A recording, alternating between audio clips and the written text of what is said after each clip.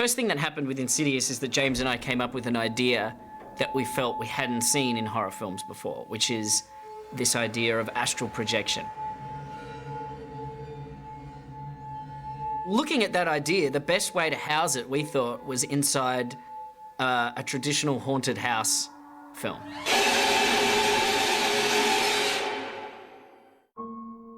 Insidious is really Lee and me harking back to the kind of like classic haunted house movies that we love. There are many great things I love about the haunted house genre. I think it's very important that when you're making a haunted house movie that you pay a lot of attention to the actual house itself, because the house is a character on its own right. And I think one should take as much time casting the house as you would cast the actors in the film.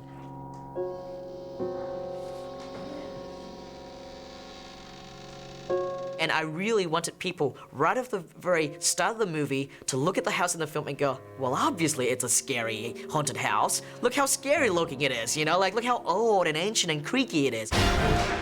One of the things that I really wanted to carry from the start all the way to the end is I really wanted the film to have a pulse of its own. Like, the movie has its own heartbeat. And the way I captured that heartbeat at the start of the film is through the ticking grandfather clock. And it sets a tone, you know, it kind of lulls you into a trance-like state. Daddy! Oh, hey, buddy. Slow down. Hey. Whoa, this is awesome! Share with your brother. I think it's very important when you're setting up a situation where a house is going to be haunted. You've got to be able to relate to these people before the outlandish stuff happens. Have you seen my box of sheet music anywhere? I don't know, babe. We look at them and we project ourselves into their shoes. We go, that's us. What would we do if we were in that situation? Oh my God! Josh! I think that jump scares have become overused in modern horror films. Callie's room! Someone's in Callie's room! Someone there! So one of the rules we had for this film, one of the little commandments I had when I was writing the film is no false scares. If you're gonna go to such great effort to set, you know, the audience on edge and you're building it up, you know, I want my payoff to be real. If you're going to put them through the trauma of a big scare, have it be real. Have it be the bad guy who's making their presence known. I want to leave this house. I can't spend another night here, please. Please help me. Okay. We're gone. When we shift and we move into the second house, I really want the house to just feel like a very happy, bright, sunny suburban home. That you wouldn't think anything, you know, bad or creepy would happen in that house. But yet, you know, the second home is when things get even more crazier. I think depicting a ghost in somebody's kitchen lets the audience instantly identify with it. Because when they leave the theatre and get in their car and drive home, they're going to be in their kitchen. Night is going to fall, and that film's going to come back to them if it was effective. And so I think that's why they resonate with audiences.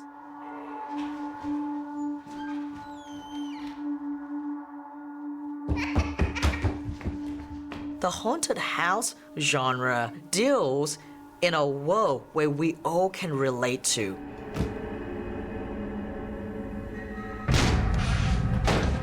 We all live in houses, we all live in a space that we feel like that is our sanctuary, our fortress. And I think it's that concept that you cannot control it is what makes it scary.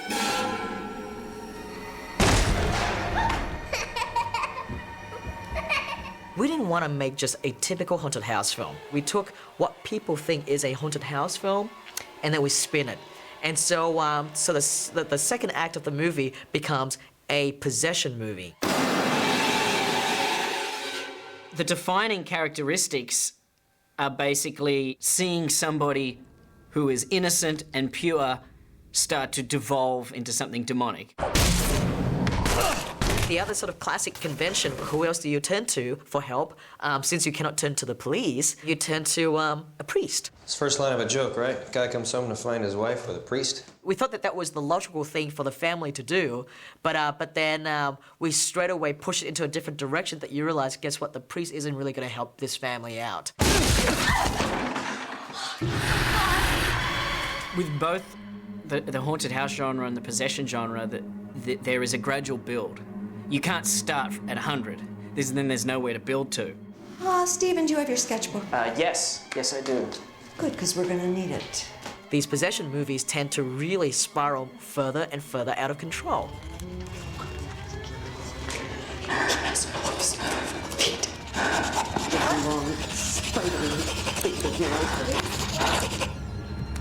What is it? There are some classic staples of the haunted house genre and the possession genre that you're almost forced to deal with when you're writing one of these films. The seance scene. Okay. Dim the lights, please. I remember getting to that scene and thinking, oh man, the seance scene. It's a bunch of people sitting around a table holding hands. What am I going to do here that could be possibly different? So I'm sitting there racking my brain, and it just occurred to me, what if the medium wore this strange kind of World War II gas mask that she spoke into, and her assistant interpreted everything she was saying? I can't see in here. I was thinking visually that would be so striking that it would take your mind off the fact that you'd seen the seance scene many times before.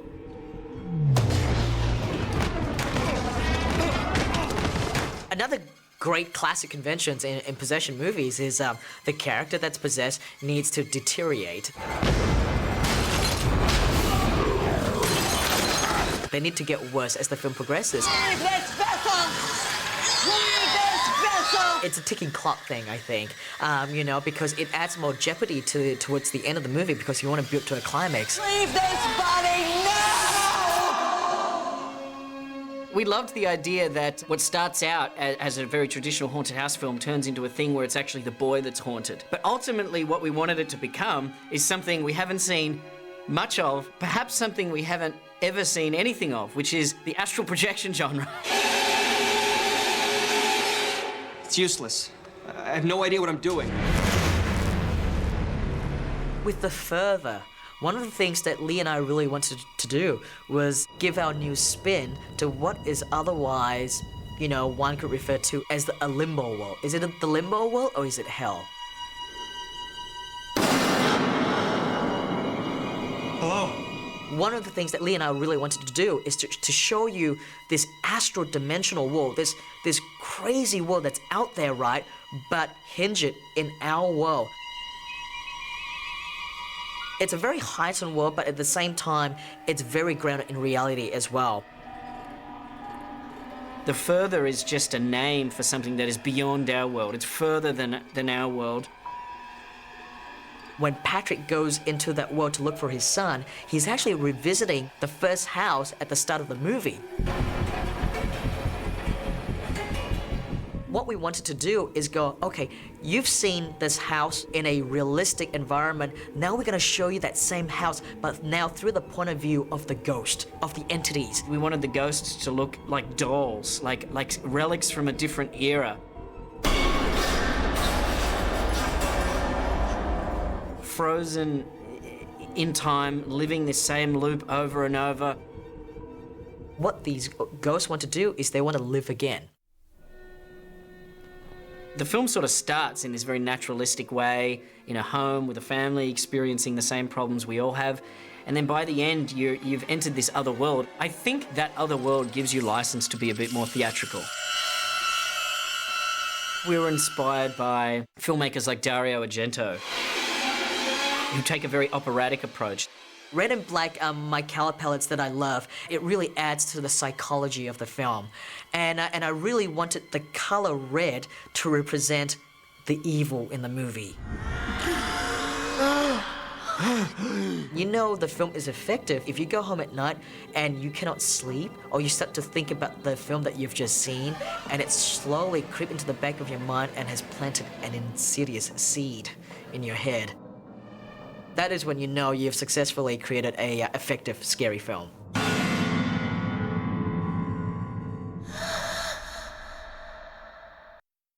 This has been Wolf behind the scenes of Insidious. Action!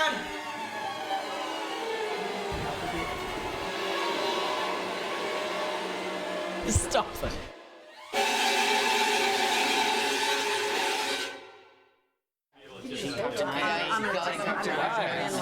Welcome. Making horror films, ironically, is a lot of fun. You know, that's why a lot of people want to do it. I play a wall. What? James likes to keep a good mood on set when he's directing. Just give us like 10 minutes. He loves to joke around. It's my scooter. My scooter. Mine. You know, he's very serious about what he does, but he keeps everyone laughing, and really the director sort of establishes the mood. So the mood is already going to be light, no matter what film he's directing. Action! Hello. What's up, buddy? Oh. Check it out. Share it with your brother. Patrick has been so great for me in this film because I'm not a father, I'm not married, and so I actually had to rely a lot on Patrick's own experience with, been a married man and a great, beloved father to his kids. Okay, we can do that. Patrick was great with the baby. I mean, he's got kids himself, and he was really good with the baby, which would cry a lot, so I think the baby needed a lot of attention. There's a camera right there. We could take a picture of the camera. I actually took a lot of advices from Patrick as to how best to deal with the kids. Really well on this one. You just falling down. Your head really hurts. Interestingly enough, Ty played Patrick's son in the film Little Children. And so part of the reason too why I cast Ty is because not only was he a great actor, but he also has a shorthand chemistry with Patrick already, having worked with him before. He's making a comic. This is a comic for me. We've come up with a story. Tell him what the story is. It's about a dog and on a boat, and the boat sinks. You want to see another rehearsal? Yes, please. All right, let's do another rehearsal, please, Patrick and Rose. Insidious is a pretty intense movie, and Rose and Patrick would joke around all the time. Can I not have some ice cream? What about like a sex toy or something? Just putting, not even counting, just batteries in it. I think that added to the chemistry that I wanted them to have as a husband and wife team. No, he wants the face cream. He's already got the face cream. Can't take my shit. Dad, Yeah.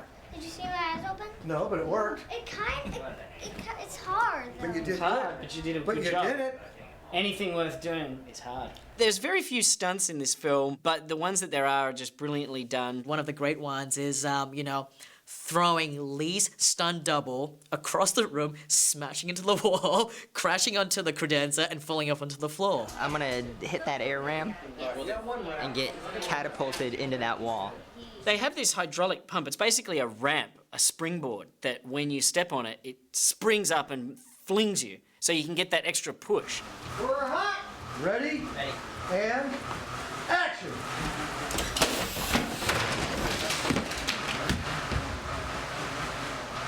And cut! There you go. Okay, Danny? Looks nice in the film. Lee did some good dialogue today, but I think I stepped it up with the wall stunt. You know what I mean? Ready? And action. In the initial first cut of Insidious, when Patrick first enters the further, his character physically floats through the world. And that was playing with the theme that, you float out of your body and you continue floating into this other world. So we actually shot that whole sequence of Patrick floating. All right, let's see if let's try and center up now, guys. Blood's starting to, legs are starting to tingle. Because I'm sure he's not comfortable here. But we just felt like that was something that maybe took the audience out of the film a little bit. And so we actually reshot that. And action. Right? Like as soon as I get away, right? So it's like bam, and then bam, you go. We had a scene in the script where Patrick's character confronts the long-haired demon, played by Jayla Rose. Jumps up again. It never ceases to amaze me what these stunt people are capable of doing. 3, 2, 1. There you go. Shooting 2/3 of the movie in 2 very confined houses, when we finally got to shoot the last act of the film, the demon's lair, was such a breath of fresh air for me. I'm gonna pull you back as you're walking. You're walking. That was the one set piece that really allowed me to really open up my imagination.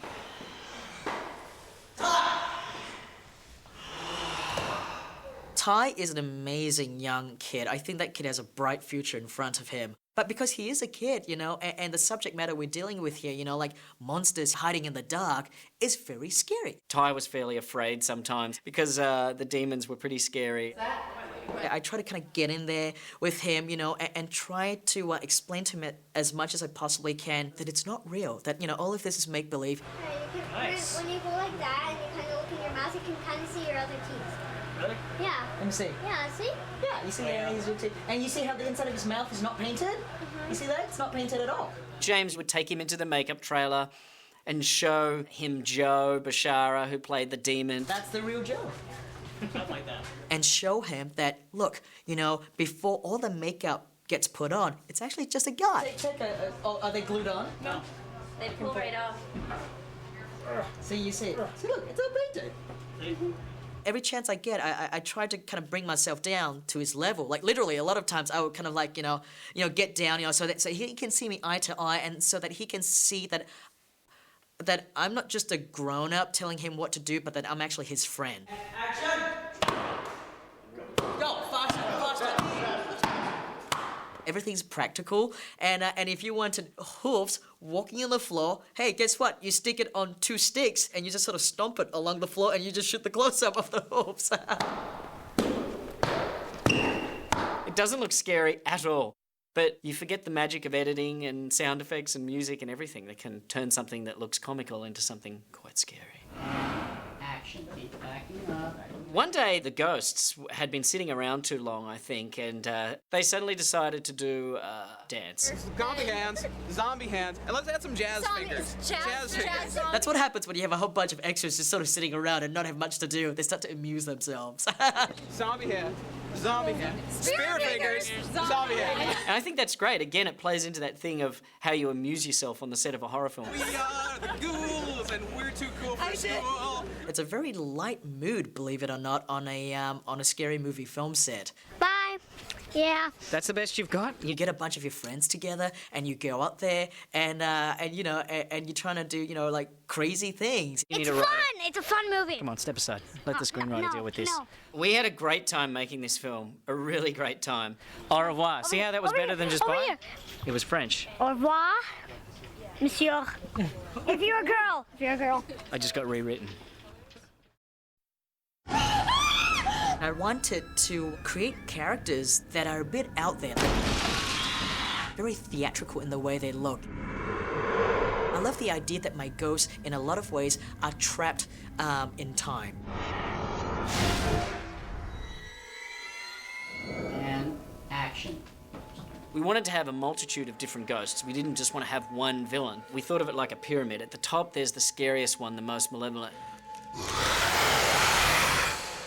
And then below him are almost like these minions that are more benign but still scary. I really wanted the film to start off very slow, where you don't see anything, right? But I really wanted to build towards the ending, you know, where you eventually start to see basically a whole range of these entities that are trying to cross into our world. I play a fiend, a ghost, I guess, in the spiritual world. Kind of a bad guy, a badass ghost. I kept rooting for the Krispy Kreme fiend, you know, where I just eating Krispy Kreme donuts all the time. The long-haired fiend was actually a character that was inspired by a story that Lee and I had heard from a friend of ours. He said one night he woke up and saw a man dressed in a long trench coat with long hair pacing outside his room. So that was where the image came from. The long-haired fiend was more of a villainous character. Many of the other entities weren't, they were just there, but this particular character was there to basically take advantage of the weak. What we end up with is someone who's devoid of color, who has, you know, clothing that looks sort of industrial and quasi-military, but with this like strangely long, heavy leather sort of duster trench coat. James wanted him scarier, but not as scary as some of the other entities that we had. Eleanor and I decided that sweeping his hair off of his face would be best because it just lets his actual appearance look more like you can actually see he's dead. Oh my God! Josh! His face is always changing, you know, like you see, is it a skull? Is it rotted? You're not quite sure what it is that you're looking at. Ben?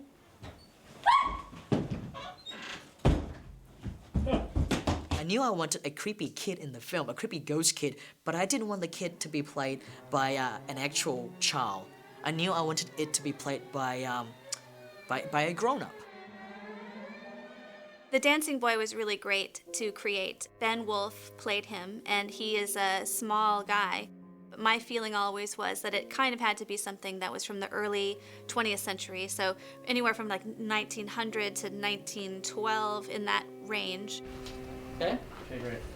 The idea is that if you have seen pictures from that time, that look is familiar to people. Okay, stand by.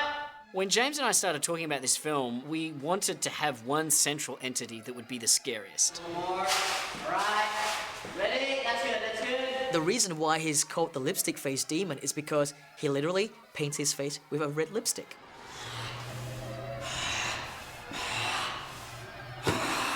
It's kind of like a clown, you know, it's his twisted way of trying to make himself look like a good, happy person to try and entice you to him.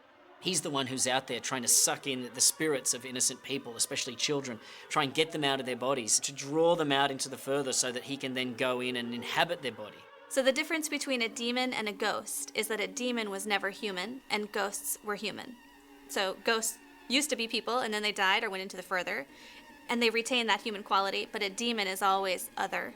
James said, I want him to be bald and I want him to be paunchy with hair on all the wrong places. And he wears lipstick and then he just kind of smears it all over his face and it's just creepy and wrong. One little interesting piece of trivia about this film is that the demon character with the lipstick face is played by the composer, which is bizarre. It would be like finding out that Darth Vader was played by John Williams. The demon is almost like a character out of like some crazy mystical carnival. If he was to exist in our world back in the 1800s, he would be behind cages and he would be seen as this oddity.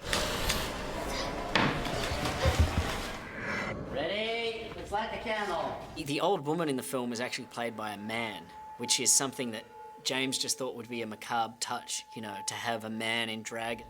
And blow. When people asked him why, he said it's just creepy. And you don't know if this is a man, you don't know if this is a woman, you don't know. It's just disturbing because there's something not right. I mean, we knew that it was going to be a Victorian dress, and we knew that it was probably going to be black, and we knew that there was probably going to be a veil. What do you want from me? What do you want from me? I came up with the idea of a washed-up child movie star who wore very thick pancake makeup, had an antiquated hairstyle, overdrew her lips, and just was kind of wrinkled and it was thick. She's dressed as if she's getting married in a weird way. It's this weird, off-putting sense of looking more attractive. Leave me alone! I love the horror genre. It's so much fun to be behind the driver's wheel of making people scared. I love working on horror movies. Nothing like horror to really get your creative juices flowing.